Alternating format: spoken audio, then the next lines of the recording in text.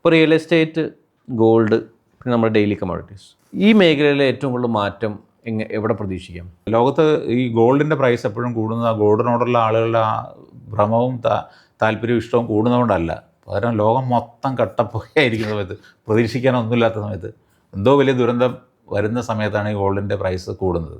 അതെന്താണെന്ന് വെച്ചെന്നാൽ ആഗോളതലത്തിൽ തന്നെ എല്ലാവരും അവരുടെ സേവിങ്സ്, ഇപ്പം വലിയ ഇൻസ്റ്റിറ്റ്യൂഷൻസ് ആയാലും രാജ്യങ്ങളായാലും അവരുടെ സേവിങ്സ് കീപ്പ് ചെയ്യുന്നത് ഡോളറിലും സ്വർണ്ണത്തിലുമാണ്. ഡോളർ വെല്ലുവിളി നേരിടുന്ന സമയങ്ങളിൽ അത് ഡോളറിൽ നിന്ന് അവർ മാറ്റി ഗോൾഡ് വാങ്ങിക്കാൻ തുടങ്ങും. അതാണ് ഈ ഗോൾഡിൻ്റെ പ്രൈസ്. അപകടം വരുന്നത് കണ്ടു കഴിഞ്ഞാൽ നല്ല സമയത്ത് ഗോൾഡിൻ്റെ പ്രൈസ് സാധാരണ കൂടാറില്ല. പക്ഷേ കഴിഞ്ഞ ഒരു 10 വർഷമായിട്ട് എടുത്തു കഴിഞ്ഞാലും നല്ല സമയത്തും ചീത്ത സമയത്തും ഗോൾഡിൻ്റെ വില ഇത് കൂടിയിട്ടുണ്ട്. പക്ഷേ അപ്പോൾ അതുകൊണ്ടാണ് ഗോൾഡും ഈ ഡോളറും തമ്മിലുള്ള ഒരു അനുഭവത്തിൻ്റെ ഭാഗമായിട്ടാണ് ഇത് കൂടുന്നത്. അപ്പോൾ ലോകത്ത് ഒരു പ്രശ്നമില്ല, വളരെ സമാധാനപൂർണ്ണമായിട്ടാണ് ഇത് അങ്ങനെ അങ്ങ് പോകുന്നതെങ്കിൽ ഗോൾഡിൻ്റെ പ്രൈസ് താഴ്ന്നു ഏത് ലെവലിലേക്ക് വരണമെങ്കിലും പോകാം. അപകടമാണെങ്കിൽ അത് ഉയർന്ന് ഈ ഏത് വലിയ ഹൈറ്റ്സിലേക്കും പോകാം. നമ്മുടെ മൊത്തത്തിലുള്ള സമ്പാദ്യത്തിൻ്റെ ഒരു 10 മുതൽ 15% കൂടുതൽ ഒരിക്കലും ഗോൾഡിൽ ഇൻവെസ്റ്റ്മെൻറ്റ് ഉണ്ടാകാതിരിക്കുന്നതാണ് നല്ലത്. പക്ഷേ മലയാളികളുടെ കാര്യം എടുത്തു കഴിഞ്ഞാൽ ഇപ്പോൾ തന്നെ ഒരു 25% ഗോൾഡിലാണ്.